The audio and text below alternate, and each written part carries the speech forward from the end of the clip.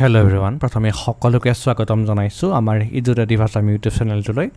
আজি আপোনালোকৰ কাৰণে লৈ আহিছো বিশেষভাৱে প্ৰস্তুত কৰা কেইটামান প্ৰশ্নোত্তৰ যিকেইটা কেৱল মাত্ৰ ড্ৰাইভাৰ পোষ্টৰ আজি 20 নম্বৰৰ ৰোড ট্ৰান্সপৰ্টেশনৰ ওপৰত প্ৰশ্ন আহিব। সেই প্ৰশ্নৰ কেইটাৰ ওপৰত এই প্ৰশ্নকেইটা প্ৰস্তুত কৰা হৈছে। আমি কেইবাটাও কমেন্ট লক্ষ্য কৰিছো য'ত কোৱা হৈছে যে যোৱাবাৰ যি ড্ৰাইভাৰ পৰীক্ষা হৈছিল তাত কোনো ধৰণৰ এনে প্ৰশ্ন অহা নাছিল, কিন্তু মই আপোনালোকক জনাব খুজিছো যে আজি কেইদিনমানৰ আগত প্ৰায় এক মাহমানৰ আগত এডিআৰইৰ কাৰণে যিখন সিলেবাস ৰিলিজ কৰিছিলে সেই সিলেবাসখনত ড্ৰাইভাৰ পোষ্টৰ কাৰণে 20টা বিশেষ ৰোড এণ্ড ট্ৰান্সপৰ্টেশনৰ ওপৰত প্ৰশ্ন আহিব বুলি সিলেবাসত উল্লেখ আছিলে। গতিকে আমি নিশ্চয় সেই সিলেবাসখন ফলো কৰিবই লাগিব। গতিকে তাৰ ওপৰত ভিত্তি কৰি অলৰেডি আমি 3টা ভিডিও এই চেনেলটোত আগবঢ়াইছো, আপোনালোকে নিশ্চয় চাইছে। গতিকে বলক বেছি দেৰি নকৰি আমি 4 নম্বৰটো ভিডিও আজি আপোনালোকলৈ লৈ আহিছো। গতিকে আমাৰ প্ৰথম প্ৰশ্নটো আছে হাতত, the east west corridor connect to. East west corridor তাৰ মানে পূব পশ্চিম কৰিডৰৰ সৈতে কোনে কাক সংযোগ কৰে, মানে কোনখন ঠাইৰ লগত সংযোগ কৰিছে পূব পশ্চিম কৰিডৰ, সেই প্ৰশ্নটো সুধিছে। ইয়াৰ যদি উত্তৰ দিবলৈ যাওঁ ইয়াৰ উত্তৰটো হ'ব option C, Silchar and Porbandar. অসমৰ শিলচৰৰ পৰা গুজৰাটৰ পোৰবন্দৰক সংযোগ কৰিছে পূব পশ্চিম কৰিডৰে, যাক আমি ইষ্ট ৱেষ্ট কৰিডৰ বুলি কওঁ। Next question, where was India's first airport located. ভাৰতৰ প্ৰথম বিমানবন্দৰটো ক'ত আছিল? ইয়াৰ শুদ্ধ উত্তৰটো হৈছে অপশ্যন ডি, বম্বে। বৰ্তমানৰ মুম্বাই তেতিয়া বম্বে বুলি জনা গৈছিল আৰু এই এয়াৰপৰ্টটোৰ নাম আছিল জুহু এয়াৰপৰ্ট। জুহু এয়াৰপৰ্ট। তো গাইজ মই প্ৰশ্নখিনিৰ মাজতে আপোনালোকক আৰু এটা কথা ক'ব বিচাৰিছোঁ। কেইটামান আমি কমেণ্ট লক্ষ্য কৰিছিলোঁ যে যোৱাবাৰ যি 3টা ভিডিঅ' দিছিলোঁ তাৰে 2টা ভিডিঅ' কেৱল মাত্ৰ ইংলিছত দিয়া হ'ল আৰু এটা ভিডিঅ' আমি ইংলিছ আৰু অসমীয়া দুইটা মিক্স কৰি দিয়া হ'ল। তাত কেইবাটাও কমেণ্ট পাইছোঁ যে যি আপোনালোকে ইংলিছত দিয়াৰ বাবে সেই প্ৰশ্নকেইটা অকণমান অসুবিধাৰ সন্মুখীন হৈছে, কিন্তু মই কওঁ যে আপোনালোকক যদিও মই ইংলিছত দিছিলোঁ কিন্তু অসমীয়াটো তাত এক্সপ্লেইন কৰা আছিলে উত্তৰকেইটা। যিহেতু ড্ৰাইভাৰ পোষ্ট এটা গ্ৰেড 3 লেভেলৰ পৰীক্ষা, গতিকে ইয়াতে ইংলিছ অসমীয়া যদিও অসমীয়াত আহিব তথাপি ইয়াতে ইংলিছত আহিবই আৰু সিমানকণ ইংলিছ আচলতে আমি জনাটো দৰকাৰ, কাৰণ গ্ৰেড 3 পৰীক্ষা এটাত ইংলিছতো 20 নম্বৰ থাকিব যিহেতু, গতিকে সিমানখিনি ইংলিছ কিন্তু আমাক প্ৰয়োজন হ'বই। আমি যেতিয়া এক্সাম দিবলৈ যাম ইংলিছৰ বিষয়ৰ ওপৰত আমাৰ যিহেতু প্ৰশ্ন আহিবই, গতিকে নিশ্চয় আশা কৰোঁ আপোনালোকে ইংলিছটো অকণমান বুজিবলৈ চেষ্টা কৰক, যথেষ্ট প্ৰয়োজন হ'ব কিন্তু পৰীক্ষাত ইংলিছটো। নেক্সট প্ৰশ্নটোলৈ আমি আগবাঢ়িছোঁ, which organisations construct and manage the border road. কোনটো সংস্থাই সীমান্ত পথ নিৰ্মাণ আৰু পৰিচালনা কৰে? ইয়াত অপশ্যন কেইটা দিছে, option A border road development board, option B national highways authority of India, option C state government where border lies আৰু অপশ্যন ডি ডিফেন্স মিনিষ্টাৰ। ইয়াত কৈছে যে border road development board, national highways authority of India, state government where border lies অৰ্থাৎ ৰাজ্য চৰকাৰ যিখন ৰাজ্যত border থাকে সেই ৰাজ্য চৰকাৰ, নাইবা ডিফেন্স মিনিষ্ট্ৰী। ইয়াত আমি ক'ব পাৰোঁ যিটো অপশ্যন এ সেইটো কাৰেক্ট নহয়। আচলতে আমি ক'ব লাগিব যে ডিফেন্স আচলতে মিনিষ্ট্ৰী হ'ব লাগিছিলে, ডিফেন্স মিনিষ্ট্ৰী হ'ব লাগিছিলে। যে ডিফেন্স মিনিষ্ট্ৰীৰ আণ্ডাৰত actually ministry of defence ministry নহয়, এইটো অপশ্যনটো হয়তো অকণমান ভুলকৈ আছে। মিনিষ্ট্ৰী অফ ডিফেন্সৰ আণ্ডাৰত BRO বুলি এটা অথৰিটি আছে, BRO বৰ্ডাৰ ৰোডছ অৰ্গেনাইজেশ্যন, আৰু সেই অৰ্গেনাইজেশ্যনটোৱে মানে আণ্ডাৰ মিনিষ্ট্ৰী অফ ডিফেন্স যি আমাৰ বৰ্ডাৰৰ যিবিলাক ৰোড আছে, যি সীমান্ত পথ আছে, সেই সীমান্ত পথবিলাকৰ নিৰ্মাণ আৰু পৰিচালনা কৰে। গতিকে option D is the correct answer. Next question, which among the following national highways are collectively called as grand trunk road. তলৰ কোনটো ৰাষ্ট্ৰীয় ঘাইপথক সামূহিকভাৱে গ্ৰেণ্ড ট্ৰাংক ৰোড বুলি কোৱা হয়? ইয়াতে অপশ্যন কেইটা দিছে, option A NH1 and NH2, তাৰমানে national highway 1 and national highway 2। আপোনালোকে নিশ্চয় জানে যে নেশ্যনেল হাইৱে মানে ৰাষ্ট্ৰীয় ঘাইপথ, সেইটো মই নিশ্চয় বেলেগকৈ আপোনালোকক বুজাই কোৱাৰ প্ৰয়োজন নাই। অপশ্যন বিত আছে NH2 এণ্ড NH5, অপশ্যন চিত আছে NH4 and NH1 আৰু option D none of the above ইয়াৰ শুদ্ধ উত্তৰটো হ'ব এতিয়া অপশ্যন এ NH1 আৰু NH2 আৰু NH2 গ্ৰেণ্ড ট্ৰাংক ৰোড বুলিও কোৱা হয় যদি আমাক খুধে প্ৰশ্নত যে NH1 যেটো নেশ্যনেল হাইৱে 1 হেতু কোৰ পৰা কলৈ আছে বুলি যদি আমাক খুধে তেতিয়া আমি উত্তৰ দিব লাগিব NH1 আছে দিল্লীৰ পৰা পাঞ্জাবলৈকে আছে আৰু NH2 নেশ্যনেল হাইৱে 2 যেটো হেতু আছে দিল্লীৰ পৰা ৱেষ্ট বেংগললৈকে পশ্চিম বংগলৈকে আছে গতিকে এটো প্ৰশ্ন কেতিয়াবা খুদিব পাৰে যে NH2 কোৰ পৰা কলৈকে বা NH1 কোৰ পৰা কলৈকে যদি আপোনালোকে কৰবাত চাই তেতিয়া দেখিব যে বৰ্তমান সময়ত NH2 বুলি এটা আছে নিউ NH2 বুলি কয় যাক হেতু আছে ডিব্ৰুগড়ৰ পৰা আমাৰ অসমৰ ডিব্ৰুগড়ৰ পৰা আছে আপোনাৰ মিজোৰামলৈকে আছে হেতু নিউ NH2 বুলি কয় আৰু এটো যেটো NH2 আগৰ দিল্লীৰ পৰা ৱেষ্ট বেংগললৈকে আছে হেতু হৈছে ওল্ড NH2 নেক্সট কোৱেশ্চনটো আমি আগবাঢ়িছো who is responsible for the state highways and major district roads ৰাজ্যিক ঘাইপথ আৰু প্ৰধান জিলা পথৰ বাবে কোন দায়বদ্ধ জিলাৰ যিবিলাক প্ৰধান পথ হেবিলাক আৰু ৰাজ্যিক ঘাইপথ তাৰ বাবে কোন দায়বদ্ধ ইয়াৰ অপচন কেটা দিছে state government central government federal government national government ইয়াৰ শুদ্ধ উত্তৰটো হৈছে অপচন এ ষ্টেট গভৰ্ণমেণ্ট ৰাজ্যৰ যি ৰাজ্যিক ঘাইপথ আৰু প্ৰধান জিলা পথবিলাক আছে সেইবিলাক ৰাজ্য চৰকাৰ হেবিলাকৰ বাবে ৰাজ্য চৰকাৰে দায়বদ্ধ মানে তাৰ নিৰ্মাণ আৰু সম্পূৰ্ণ চোৱাচিতা ষ্টেট গভৰ্ণমেণ্টৰ ওপৰতে নিয়োজিত থাকে next question The National Highway System is the responsibility of ৰাষ্ট্ৰীয় ঘাইপথ ব্যৱস্থা কাৰ দায়িত্ব ইয়াত যিবিলাক central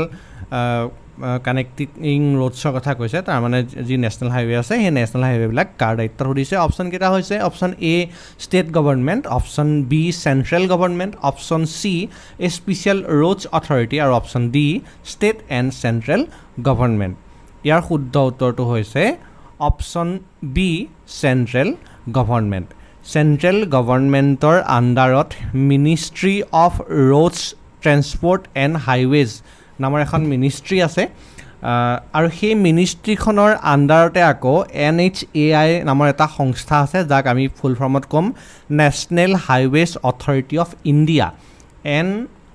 NHAI national highways authority of India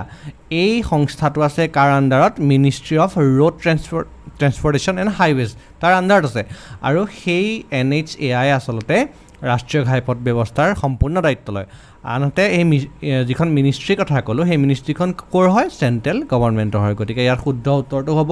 option B central government কেতিয়াবা মানে চেন্ট্ৰেল গভৰ্ণমেণ্টৰ সলনি NHAI বুলিও আহিব পাৰে বা মিনিষ্ট্ৰী অফ ৰোড ট্ৰেন্সপৰ্টেশ্যন বা এণ্ড হাইৱেজ বুলিও আহিব পাৰে next question which national highway কানেক্টছ Delhi and Kolkata via Varanasi কোনটো ৰাষ্ট্ৰীয় ঘাইপথে বাৰাণসীৰ জৰিয়তে দিল্লী আৰু কলিকতাক সংযোগ কৰে অপশ্যন কেটা দিছে option A NH4 option B NH10 option C NH2 আৰু অপশ্যন ডি NH6 আমি ইয়াৰ দুই আগৰ যেটো প্ৰশ্ন আছিল আমি প্ৰশ্ন যদি চাওঁ ইয়াত আমি চাব পাৰোঁ যে NH2 আমি অলৰেডি কৈছোঁ যে দিল্লী আৰু ৱেষ্ট বেংগল কানেক্ট কৰে আৰু এইটোৱে ইয়াৰ শুদ্ধ উত্তৰ যে NH2 এ কি কৰিব ভায়া বাৰাণসীৰ মাজেৰে আহিছে দিল্লীৰ পৰা কলকাতা মানে ৱেষ্ট বেংগল গতিকে দিল্লীৰ পৰা কলকাতাক সংযোগ কৰে কোনে NH2 national highway 2 next question which is the national highway from Sadiya to Dhubri in Assam অসমৰ শদিয়াৰ পৰা ধুবুৰীলৈকে বিস্তৃত হৈ থকা ৰাষ্ট্ৰীয় ঘাইপথটি কোনটো একেবাৰে সহজ প্ৰশ্ন এটা আমি প্ৰায় ট্ৰেভেল কৰিয়া থাকোঁ এই ৰাস্তাটোৰেদি অপশ্যন কেটা দিছে আমাক option A national highway 52 option B national highway 37 option C national highway 36 আৰু অপশ্যন ডি নেশ্যনেল হাইৱে 34 ইয়াৰ শুদ্ধ উত্তৰটো হৈছে অপশ্যন বি নেশ্যনেল হাইৱে 37 37 নং দক্ষিণ ৰাষ্ট্ৰীয় ঘাইপথ বুলিও কোৱা হয় ইয়াকে আৰু এই 37 নং দক্ষিণ ৰাষ্ট্ৰীয় ঘাইপথ যেটো আছে এইটোৱে অসমৰ শদিয়াৰ পৰা ধুবুৰীলৈকে বিস্তৃত হৈ আছে next question Name the longest bridge in India. দলঙৰ কথাও আহিব পাৰে ব্ৰিজৰ কথাও আহিব পাৰে যেহেতু road and transportation আৰু transportationত দলং ইনক্লুড হ'বই গতিকে ইয়াত longest bridge খনৰ কথা আহিছে আৰু ভাৰতৰ আটাইতকৈ দীঘল দলংখন যিখন অকল ভাৰতৰে নহয় কেৱল ভাৰতৰে নহয় এছিয়াৰ আটাইতকৈ দীঘল দলং আৰু সেইখন হৈছে আমি জানোৱে ঢলা শদিয়া ব্ৰিজ যাক আমি ভূপেন হাজৰিকা সেতু বুলিও কওঁ গতিকে ইয়াত অপচন কেইটা আমি নাচালেও হ'ব আমি অপচন সি শুদ্ধ উত্তৰ দিব পাৰো ঢলা শদিয়া ব্ৰিজ যাক আমি ভূপেন হাজৰিকা সেতু বুলিও কওঁ লগতে অন্যান্য দলঙৰ ওপৰত ব্ৰিজৰ ওপৰত আপোনালোকৰ প্ৰশ্ন আহিব পাৰে কোন নদীৰ ওপৰত কোন দলং আছে এনেকুৱা ধৰণৰ প্ৰশ্ন আহিব পাৰে আপোনালোকে সেই বিষয়ে চাই ল'ব মই আৰু বেলেগ ভিডিঅ'ত হেয়াও আপোনালোকলৈ লৈ আনিম next question what is the other name Siliguri corridor known as Siliguri কৰিডৰৰ আনটো নাম কি বুলি জনা যায় অপচন কেইটা দিছে KMTT corridor chicken neck IMTT corridor নটা তাৰ মানে নান অফ দ্য এবভ ইয়াৰ শুদ্ধ উত্তৰটো হৈছে অপচন বি চিকেন নেক তাৰ মানে মুৰ্গীৰ ডিঙি তাৰ মানে সেই ভাৰতৰ যি মূল ভূখণ্ডৰ পৰা আমাৰ নৰ্থ ইষ্টলৈ যিটো কানেকশ্যন আছে যিটো কৰিডৰ আছে তাকে শিলিগুৰি কৰিডৰ বুলি কয় আৰু সেইটো ঠিক মুৰ্গীৰ ডিঙিটোৰ নিচিনা তাৰ মানে মুৰ্গীৰ গাছৱা যদি আমি ভাৰতৰ মূল ভূখণ্ড বুলি কওঁ আৰু মুৰ্গীৰ যদি মূৰটো আমাৰ নৰ্থ ইষ্ট হয় তেতিয়া মুৰ্গীৰ যিটো ডিঙি অংশ সেইটোকে আমাৰ কৰিডৰ মানে শিলিগুৰিৰ কৰিডৰ বুলি আমি ক'ব পাৰোঁ গতিকে ইয়াক চিকেন নেক বুলিও কয় next question 36 number national highway কানেক্টছ which of the following 36 নং ৰাষ্ট্ৰীয় ঘাইপথে তলৰ কোনটো সংযোগ কৰে 36 নং ঘাইপথে কোনটো সংযোগ কৰা হৈছে অপচন কেইটা দিছে আমাক option A Nagaon to Nagaland border option B Kamrup to Bongaigaon option C Silchar to Jorhat আৰু option D none of the above ইয়াৰ শুদ্ধ উত্তৰটো হৈছে option A Nagaon to Nagaland border next question which of the following national highways passes through Maharashtra Chhattisgarh and Orissa তলৰ কোনটো ৰাষ্ট্ৰীয় ঘাইপথ মহাৰাষ্ট্ৰ ছত্তীশগড় আৰু উৰিষ্যাৰ মাজেৰে পাৰ হৈ গৈছে বা পাৰ হৈ যায় ইয়াৰ অপচন কেইটা দিছে NH4 national highway 4 national highway 5 national highway 6 আৰু নেশ্যনেল হাইৱে 7 ইয়াৰ শুদ্ধ উত্তৰটো হৈছে option C national highway 7 national highway 6 national highway 6 যিটো আছে সেইটোৱে মহাৰাষ্ট্ৰ ছত্তীশগড় আৰু উৰিষ্যাৰ মাজেৰে পাৰ হৈ গৈছে next question which among the following national highways of India is the longest ভাৰতৰ তলত উল্লেখ কৰা ৰাষ্ট্ৰীয় ঘাইপথসমূহৰ ভিতৰত কোনটো আটাইতকৈ দীঘল কোনটো ভাৰতৰ ৰাষ্ট্ৰীয় ঘাইপথ আটাইতকৈ দীঘল অপচন কেইটা দিছে আমাৰ হাতত option A national highway 1 option B national highway 2 option C national highway 3 আৰু অপচন ডি নেশ্যনেল হাইৱে 44 ইয়াৰ শুদ্ধ উত্তৰটো হৈছে অপচন ডি নেশ্যনেল হাইৱে 44 এই নেশ্যনেল হাইৱে 44টোৱে ক'ৰ পৰা ক'লৈ গৈছে সেইটো কেতিয়াবা সুধিব পাৰে গতিকে আপোনালোকে নিশ্চয় মনত ৰাখি ল'ব যে শ্ৰীনগৰ যিখন আছে কাশ্মীৰত শ্ৰীনগৰৰ পৰা ক'লৈকে আহিছে কন্যাকুমাৰীলৈকে আমি যে কওঁ কাশ্মীৰ টু কন্যাকুমাৰী শ্ৰীনগৰটো যিহেতু কাশ্মীৰত কাশ্মীৰ টু কন্যাকুমাৰী বুলি যে আমি কওঁ সেইটো কোনটো ৰাস্তাইদি আহিম তেনেহ'লে কাশ্মীৰৰ পৰা কন্যাকুমাৰীলৈ আহিম আমি নেশ্যনেল হাইৱে 44 এদি নেক্সট কুৱেশ্যন টু ভিউ ৰিয়াৰ মটৰ ভেহিকল ইউজ হুইচ মিৰৰ পিছফালে চাবলৈ মটৰ গাড়ীয়ে কোনটো আইনা ব্যৱহাৰ কৰে নিশ্চয় আমি গাড়ী এখন যেতিয়া চলাওঁ বা বাইক এখন যেতিয়া চলাওঁ আমি পাছলৈ চাবলৈ এখন গ্লাছ ইউজ কৰা হয় আৰু সেই গ্লাছখনত কোনটো মিৰৰ কোনটো আইনা ব্যৱহাৰ কৰে সেয়া সুধিছে অপচন কেইটা দিছে কনকেভ মিৰৰ বা অৱতল দাপোন কনভেক্স মিৰৰ বা উত্তল দাপোন প্লেন মিৰৰ বা সমান দাপোন আৰু চিলিণ্ড্ৰিকেল মিৰৰ বা চুঙাকৃতিৰ দাপোন অৱতল দাপোন যিখন হৈছে সেইখন ঠিক এনেকুৱা ধৰণৰ অলপমান থাকে য'ত এইফালৰ পৰা ৰিফ্লেকশ্যনটো হয় আৰু অৱতল মিৰৰে সদায় যিকোনো বস্তুবিলাক ডাঙৰ কৰি দেখুৱায় ওচৰত দেখুৱায় আৰু নেক্সট আহিব কনভেক্স